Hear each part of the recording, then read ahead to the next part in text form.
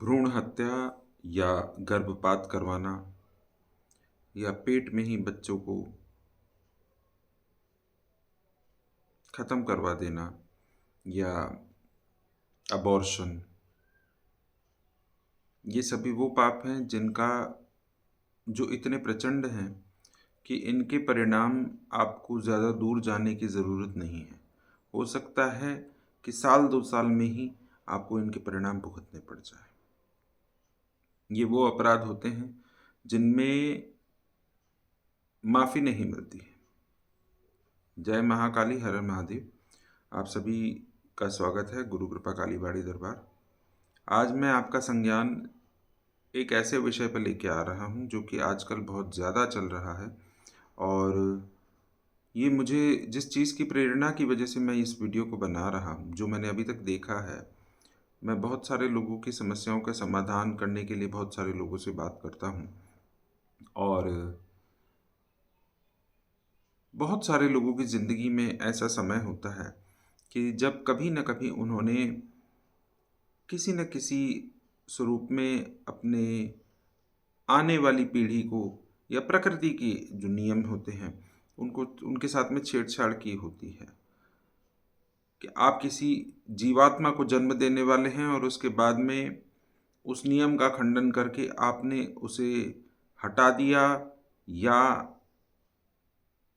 खत्म कर दिया। ये वो अपराध है जिसके लिए ईश्वर आपको माफ नहीं करता। जिस तरह से सुसाइड करना या नियम के विरुद्ध, प्रकृति के नियम के विरुद्ध, जैसे किसी का एक होता है कि हमारे मृत्यु का समय निश्चित है और हमारे आने का समय निश्चित है। जिस समय पे कभी किसी की भी मृत्यु होती है तो वो समय निश्चित है, लेकिन यदि कोई जानबूझ के प्रयास करके एक्सीडेंटल या सुसाइडल केसेस में ऐसा होता है जब लोग अपने समय से पहले चले जाते हैं। काफ़ी हद तक भ्रूण हत्या, अबॉर्शन, ये भी उसी तरह का अपराध होता है। फर्क इतना है कि आत्मा सुसाइड या इस तरह के केसेस में अपनी मृत्यु के बाद उस पाप को भोगती है या अगले जन्म में इस पाप को भोगती है, और अबॉर्शन या भ्रूण हत्या एक ऐसा पाप है जिसको आप इसी जन्म में भोगते हो। खास तौर से स्त्रियां इस पाप को भोगती ही भोगती हैं। इसका सबसे बड़ा दोष उनको लगता है। कई लोग इस कारण की लिंग जांच करके, जो कि निषेध है, उस चीज़ को करके और अक्सर करके जिनके गर्भ में लड़कियां होती हैं उसकी हत्या करवा देते हैं, अबॉर्शन करवा देते हैं। मैं ये नहीं कहता कि कुछ ऐसे सर्कमस्टेंसेस जिसमें बहुत आवश्यक हो मेडिकली, यदि ये बहुत ज़्यादा आवश्यक हो कि गर्भ को नहीं आगे चलाया जा सकता है, तब तक उस चीज़ को करना बिल्कुल गलत होता है।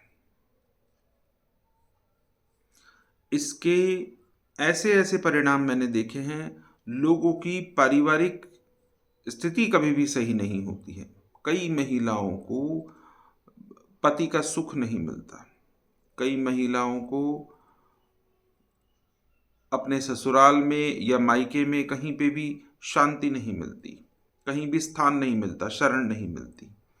उन महिलाओं का न कभी ससुराल में ठिकाना बनता है, न ही मायके में।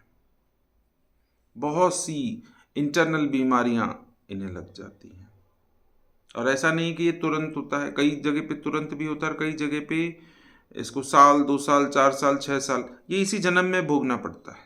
इसके लिए ज़्यादा समय नहीं लगता। इसके परिणाम भ्रूण हत्या के आपको यहीं इसी जीवन में काट के जाने हैं। ये इतना निषेध होता है। कई हैं जो कि कंवारे होके, कई बच्चों के इस तरह से गर्भ जब ठहर जाता है, जब वो अपनी सीमाएं लांघ देती हैं, उस समय पे किया हुआ ये कार्य भी बहुत जघन्य अपराध में गिना जाता है। जो लोग स्त्रियों के अलावा जो पुरुष, जो परिवार इस तरह से मजबूर करके किसी बच्चे की हत्या जब करवा देते हैं, कोई भ्रूण हत्या जब करवा देते हैं, उसका नतीजा उनकी पूरी आने वाली पीढ़ी को भी भोगना पड़ता है। उनके घर में ऐसी अशांति का वास हो जाता है, इतनी नेगेटिविटी आ जाती है कि वो चीज़ हट नहीं सकती।